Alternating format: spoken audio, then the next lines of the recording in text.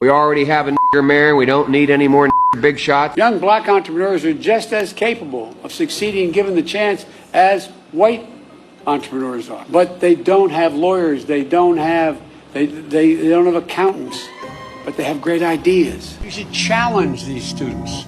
We should challenge students in these schools to have advanced placement programs in these schools. We have this notion that somehow if you're poor, you cannot do it.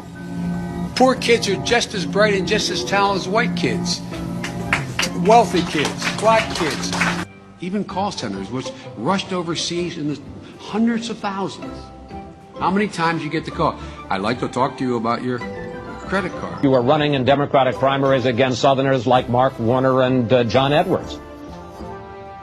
Better than anybody else. And you don't know my state. My state was a slave state. My state is a border state. My state is the 8th largest black population in the country. My state is anything from a northeast liberal state. When Detroit found out they didn't have, when all the exodus, they didn't have people when the city got back on its feet who could literally turn on the street lights, run the water system.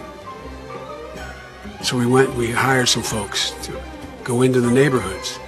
They picked 58 women, it turns out, from the hood. You cannot go to a 7-Eleven or a Dunkin' Donuts unless you have a slight Indian accent. I'm not joking.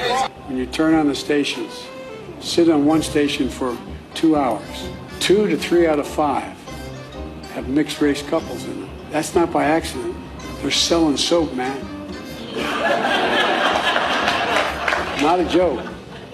Remember old Pat Caddell used to say, you want to know what's happening in American culture? Watch advertising. If you have a problem figuring out whether you're for me or Trump, then you ain't black. Unlike the African-American community, with notable exceptions, the Latino community is an incredibly diverse community. Every major crime bill that's come out of this Congress has had the name Joe Biden on that bill. We do everything but hang people for jaywalking in this bill. He said in the first 100 days, he's going to let the big banks once again write their own rules.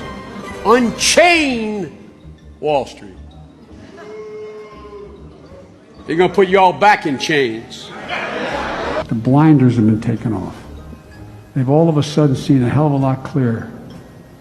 They've seen, geez, the reason I was able to stay sequestered in my home is because some black woman was able to stack the grocery shelf. African American, who is articulate and bright and clean and a nice-looking guy.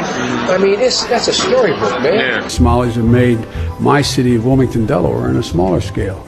It's a large, very identifiable Somali community. I might add, if you ever come to the train station with me, you'll notice that I have great relationships with them because